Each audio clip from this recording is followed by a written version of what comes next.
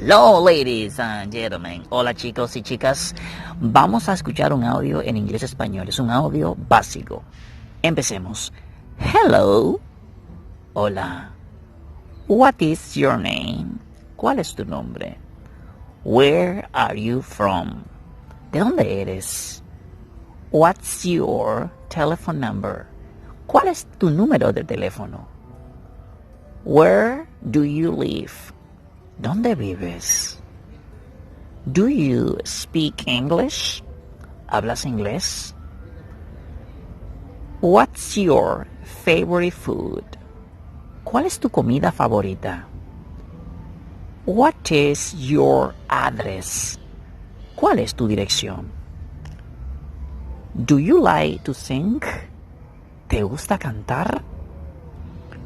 What time do you get up? ¿A qué hora te levantas? What is your mother name? ¿Cuál es el nombre de tu madre? Do you play any sport? ¿Juegas algún deporte? When do you practice sport? ¿Cuándo practicas el deporte? Do you love me? ¿Me amas? What time do you get up?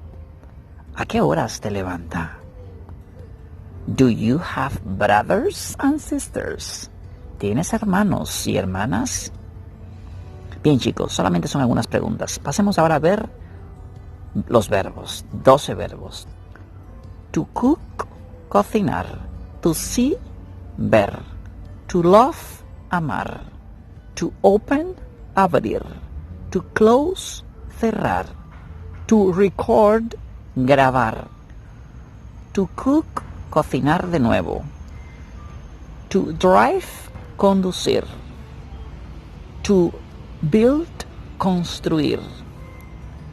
To light, alumbrar. To play, jugar. To let, permitir.